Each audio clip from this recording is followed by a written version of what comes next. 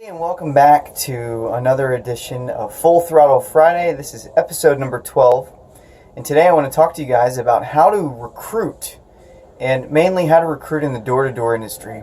But these principles can be applied through multiple different marketing and sales approaches.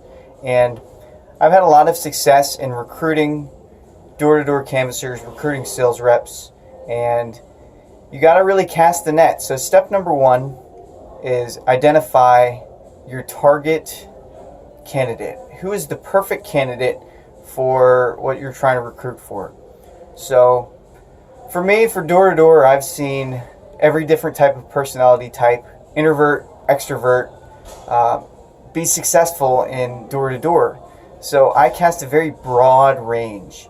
But the certain distinctions that I'm looking for in an interview is somebody that is open to going door to door, somebody that does not have a lot of approval addiction. Now, approval addiction, everybody suffers with growing up. We get told no, no, no, no, no, and eventually we develop this fear of being told no, and when somebody's going door to door, they're going to get told no a lot. So they have to get over that addiction of, only saying things that lead to a yes, or not asking because they're afraid of getting told no. And so what I want to know is, do they have thick skin? Are they capable of facing rejection and moving on? And the second thing that I want to look for is, do they have integrity? And this is the most important characteristic that I'm looking for, is because they could be one of the best canvassers I've ever had. Her name was Stony, and she was a mom. She was a college student, so she was only able to work for me part-time, maybe 20 to 25 hours a week. And Stony had integrity, and she was not afraid of rejection. So when she worked for me, she was very coachable. So that leads into the next quality that you want to look for, is somebody that's open-minded, somebody that's coachable. I would much rather hire and train somebody with no experience in door-to-door than somebody with as much experience as me or more. Now, don't get me wrong, it's really great to have somebody that knows how to do it and can pick it up easily and run with it, but it's a lot easier to train somebody that's coachable. And the more experience we tend to have, the less coachable people generally are. It's, somebody that doesn't have as much experience is like a sponge. They're going to be able to take in more information. So if they do have experience, I really want to ask some tough questions and maybe even give them a script and see if, oftentimes there's been several hundred interviews where I would just pass them a script and just say, hey, I want you to read this back to me word for word. Now read it through a couple of times and then read it back for me word for word. And a lot of times what I'll get back is a number of different responses. Some people want to look good, and they'll look at it and they'll try and memorize it, and that's not what I asked. So the next thing, which kind of goes with integrity, is can they follow directions? So you have these characteristics, and integrity, are they going to be able to show up on time? So I usually find this out by scheduling an interview, asking them to come a few minutes early, and asking them to bring a copy of their resume. And if they follow through on this, then I'll know that they are coachable and they pay attention to detail. So the last thing that I look for is somebody that is positive. Somebody that has an outlook. Because I know that most people that I hire in door-to-door long-term are not going to be with me. So if I get a good 90 days to 6 months out of somebody, I'm doing really well. But what I'm interested in is what drives them intrinsically, what motivates them, where do they want to go? So I'll ask a question, is what are your 2-year goals, your 5-year goals, or what do you want to be when you grow up? And asking these questions tells me a lot about them. Are they just going to tell me what they think I want to hear? The old candid answer, I'm looking I'm looking to grow within a company and build a career and blah, blah, blah? Or are they going to tell me, I want to go back to school to finish my degree so that I can be a rocket scientist, or because I want to work for NASA? That would be really specific, and there would be benchmarks, and that would be pretty awesome if I were to hear something like that in an interview. But the main thing is, like, do you want to own your own business? Do you want to be doing door-to-door 10 years from now? Or do you want to learn a skill? This is one of my favorite answers that I hear is, I need to develop my people skills and my sales skills so that I can make a fortune for myself in the career of sales and marketing. And this is the type of person that I'm going to take under my wing. I'm going to coach them. I'm going to say, hey, look, give me 6 months and allow me to help you make a lot of money, and the sky's the limit. I'll teach you everything that you want to know. And other people that already have all the answers, that tell me what they think I want to hear, are people that I may not pay a lot of attention to because they've told me that they already know what to do. The people that tend to show up early and stay late, I love, because those are the people that really want to make the most out of it. Because to be successful in door-to-door, you've got to be more than average and ordinary. For somebody that generates solar leads, for example, can make $50,000 a year working 30 hours a week. But during those 30 hours a week, there's a few things that they're going to need to do. They're going to need to compartmentalize their personal life and leave their baggage at the door when they come to work and stay mentally tough.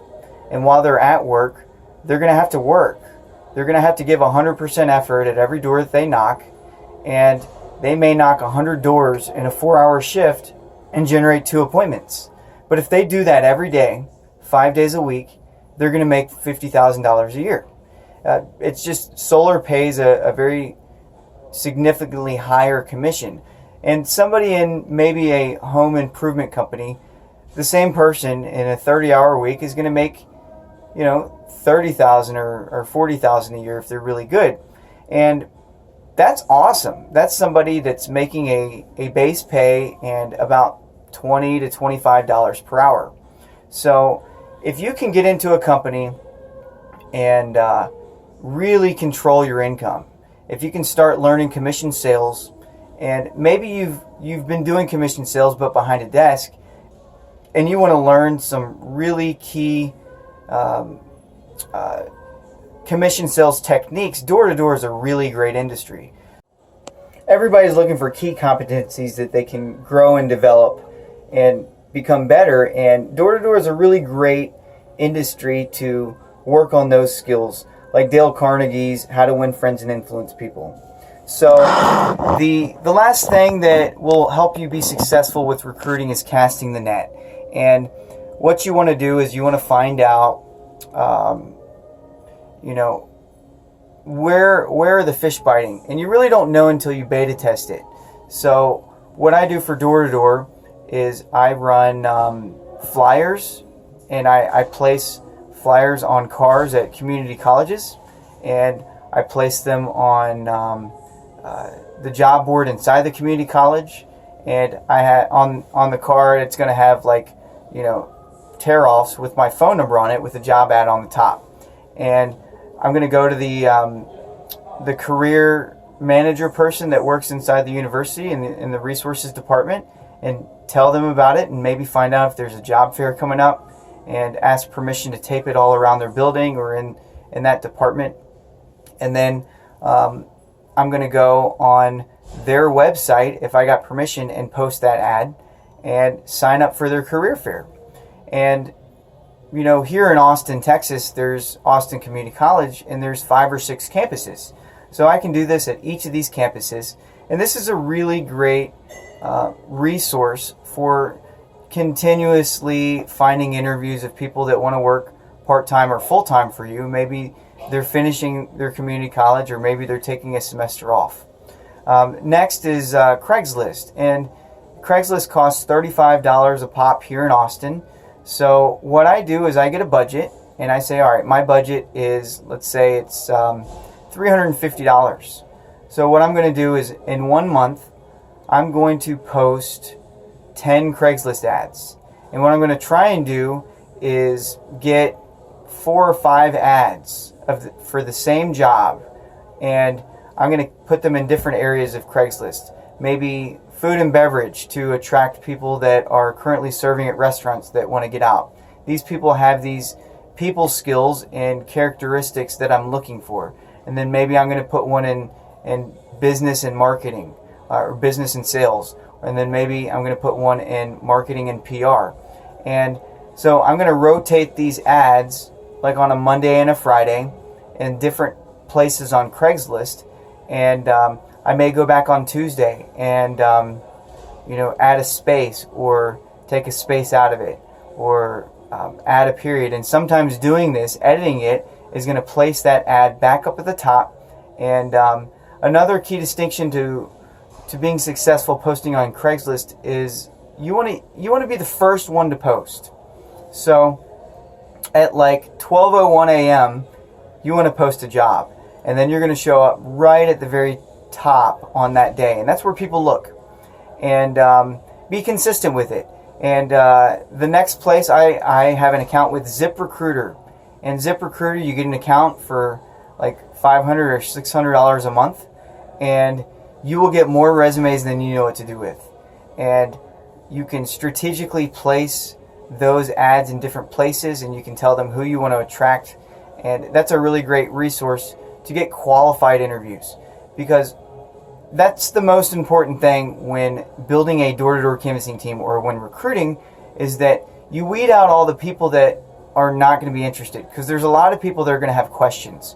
So you want to be really specific in your job ad so that it weeds out a lot of those questions, so that people that actually apply know what the job is, know what they're going to be doing. And in my case, they're going to be going door to door and generating leads, or going door to door, generating leads and selling them, or running leads and selling them. So there's multiple ads that I'm running for solar, and you want to be really clear on what it is that you're hiring for. That way when people reach out and apply or schedule an interview, a lot of those questions are already going to be answered. Now, the last thing to be successful is automating your process. If you have a recruiter that can pre-screen these people for you, that will really maximize your investment in building a team. If you don't, what I do is I have a set time every day. There's about 4 hours a day I devote towards interviews. So either I'm doing an interview, or I'm doing phone interviews, or I have that time available for it every day. And I have an online calendar, and when I reply to a prospective candidate that I want to interview, I will paste that calendar link in there and have them schedule a time that works for their schedule according to my schedule. And I generally am getting about 15 to 30 interviews a week just by having that process in place. And mine is actually set up through ZipRecruiter on a email autoresponder. So the last thing that you want to tie this all together is maybe do a 2-round interview. And a 2-round interview, I do a phone interview and a face-to-face interview. And you could even stretch it out that you could have maybe one of your subordinates or an assistant manager or something interview them, or maybe you could interview them and then have somebody else. Maybe you're building a team for somebody, or you're in that assistant position. You want them to make that commitment to come back and have somebody else hire them. Because if they really want the job, they'll come back.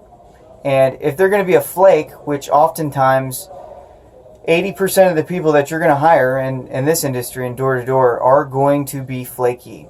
So you want to find that out really quickly so you don't waste resources on training them.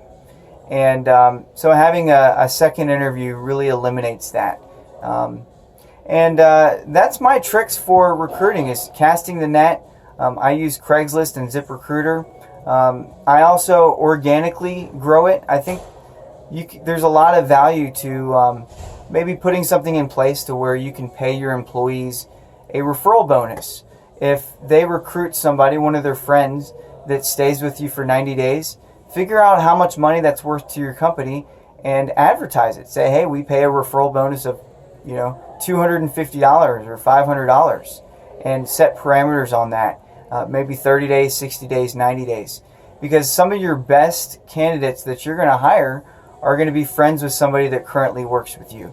And that's a really cheap way to find somebody, because if I refer a friend of mine to come work where I'm working, then my name's going to be attached to that person. So I want to make sure that the person that I recruited is going to work out. I'm going to, if I knew that they went to a birthday party and had some drinks last night and they got to be at work today, then I'm going to text them and call them and make sure they're up and that they're going to be at work. So these are some things that you guys can implement. I really appreciate you guys tuning in, and hit that like button and subscribe, and I'd love to hear what ideas impacted you guys the most. So thank you so much, and I will talk to you guys later. Bye.